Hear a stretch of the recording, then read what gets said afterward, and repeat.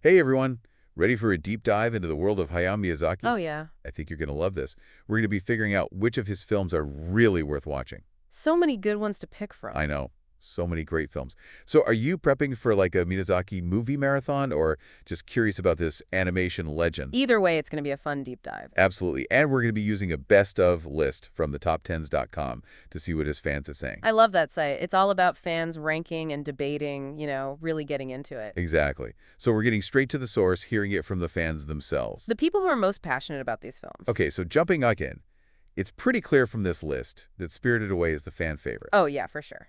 And I can totally see why people are calling the plot like strange and intriguing and everyone's raving about the animation. Which is no surprise with Miyazaki. The visuals are always incredible. Always, right? And of course, we can't forget No Face. Everyone loves No Face. Seriously.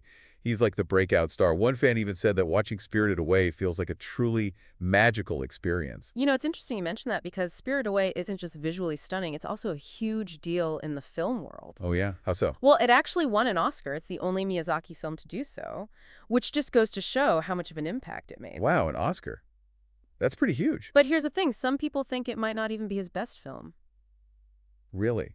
What? Okay, hold on. What are people saying is better then? Well, there's a lot of love for Princess Mononoke. Some fans are saying it's even more powerful than Spirited Away. Princess Mononoke. Okay, I'm intrigued. What are they saying about it that makes them think that? They love how emotional it is, and it tackles these really complex themes, war, nature, the impact of humans on the environment. It's not just beautiful, it really makes you think. Hmm.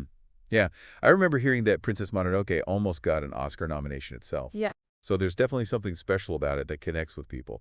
Okay, so I got to ask then, what makes it stand out from Spirited Away in terms of those themes we were talking about? Well, Princess Mononoke really makes you question who's good and who's evil when it comes to fighting over natural resources. Ah, I see. You see both sides of nature, the beauty and how destructive it can be, and how humans struggle to find that balance with it. Okay, so we have Spirited Away, which is visually amazing, Yes. and then Princess Mononoke, which dives into these heavier, more mature themes. Exactly. But what's also fascinating is how both films use music to make those themes even more powerful. Oh, interesting. Tell me more about that. Well, Miyazaki uses a lot of musical motifs that repeat, so you start to associate certain music with certain characters or ideas. So it adds a whole other layer to the storytelling. Right. So I'm saying it's worth paying attention not just to what you see, but what you hear, too. Like really listening to the soundtracks? Exactly. Think about how the music changes your experience when you're watching.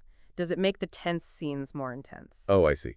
Or like add to the magic in other scenes. Yeah, it really makes a difference. You'll be surprised at how much depth it adds. You've convinced me. I'm going to be paying more attention to that from now on.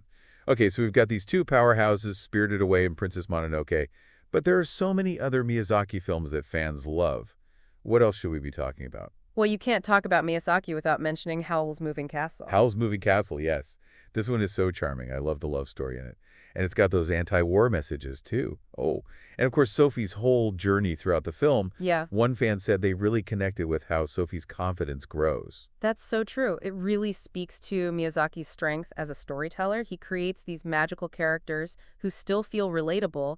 They go through real human struggles. So it's not just about escaping into a fantasy world. There's real heart to these stories. Exactly. Okay, so what about Castle in the Sky? What makes it so special? It's full of adventure, great characters, but there's something about that floating islands, Laputa. Yeah, It makes people cry. It's like this melancholy beauty. I get it. There's that bittersweet feeling to it. And Castle in the Sky is a great example of how Miyazaki uses pacing to create suspense. Like he slowly reveals the secrets of Laputa and builds up to this really emotional climax. Yeah, he's such a good storyteller. It's masterful. He knows exactly how to get us emotionally invested.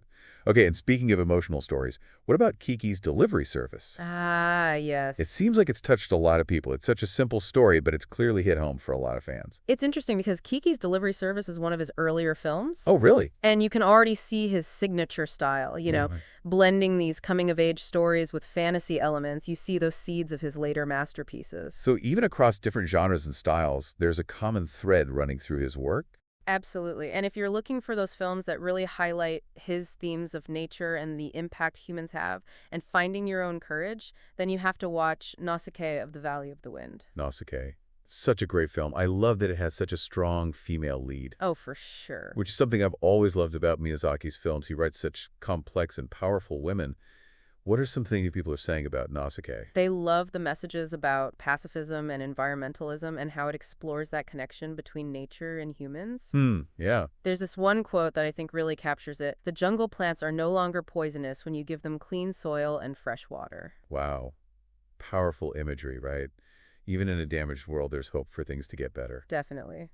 Speaking of iconic films, we can't forget about My Neighbor Totoro. I saw one fan called it the greatest movie of all time. Wow, that's high praise. Right? And it's interesting how My Neighbor Totoro stands out from his other films. It's much gentler, more whimsical. It focuses on that childlike sense of wonder and the magic of nature. Yeah, it is. Yeah, it really captures that feeling, doesn't it? Like that childhood wonder. It does, and it shows how versatile Miyazaki is as a filmmaker. He can tell these epic stories, but also these really intimate ones, stories that are fantastical and grounded at the same time. Okay, speaking of epic, let's talk about The Wind Rises. Oh, yes. I know this one causes some debate online because of the ending.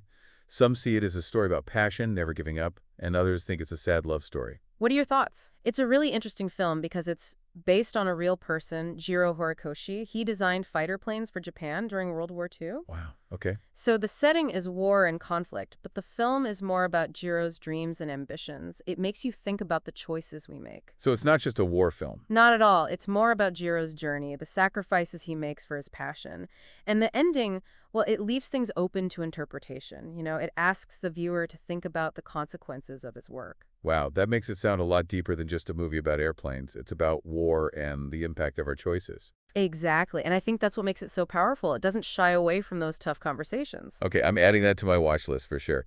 Now, to change things up a bit, what about Ponyo? Ponyo. It always seemed like a really sweet, whimsical film, like something you'd watch with the whole family. It is heartwarming, and the visuals are stunning, like all of Miyazaki's films. Right. But what makes Ponyo special is that focus on childlike wonder and the power of imagination. I've always loved how Miyazaki captures that sense of awe and wonder that we kind of lose as we get older. He reminds us to see the world through the eyes of a child. I agree, and I think that's a big part of why his films appeal to so many different people. He taps into something universal, those feelings and emotions that go beyond age and culture. Going back to the list for a second, I noticed something interesting. The Cat Returns is in a section called the Newcomers, which makes me think that newer releases don't rank as high. Why do you think that is? I think it shows how much staying power Miyazaki's earlier films have. They've become classics. They've had time to build a fan base. So it's not that the newer films are bad, it's just that they haven't had as much time to connect with people. Yeah, exactly. It takes time for a film to become a classic, for people to really appreciate it and find those deeper meanings. That's true. And speaking of newer releases, The Boy and the Heron actually has question marks next to it on this list.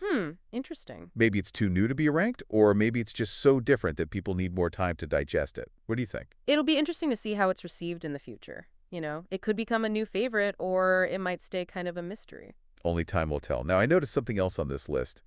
There's a film that isn't technically a Studio Ghibli film, Lupin III, The Castle of Cagliostro. Yes. Why is this one considered a top Miyazaki film if it's not Ghibli? Lupin III is really interesting because it shows Miyazaki's early work before he had that style that we associate with him now. Oh, okay. It's more action-packed, more comedic, but you can still see his talent, the way he creates those visuals and characters. So it's like a behind-the-scenes look at his development as a filmmaker. Exactly. I think fans love seeing those early sparks of his genius.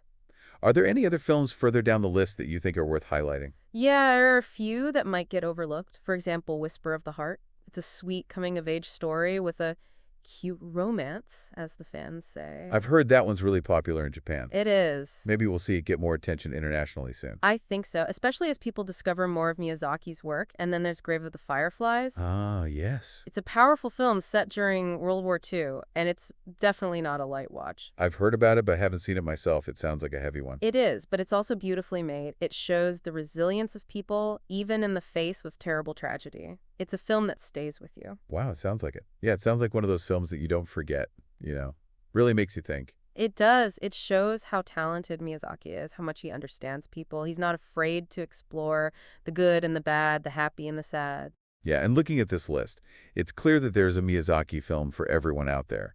Whether you love fantasy, adventure, or stories that make you think about important issues, There's something for everyone. Absolutely. And exploring all these different films, it's like a journey. You discover new worlds and characters, but also you learn something about yourself along the way. But what does this mean for you listening right now? It means dive into the world of Hayao Miyazaki. See what all the excitement is about. And think about what you're looking for. Are you in the mood for something light and fun? Or something that will challenge you? Do you want amazing visuals or a story that really gets you thinking? Good point. There are so many ways to enjoy Miyazaki's films. Each one offers something different. And don't be afraid to watch a film again, even if you've seen it before. I bet you'll notice new things each time. That's what makes art so great. It changes as we change. Exactly. So go a quick five of the films and be amazed by the power of Hayao Miyazaki's storytelling. And that's our deep dive into the world of Hayao Miyazaki. We hope this helps you find your next favorite film. Enjoy. Happy watching. See,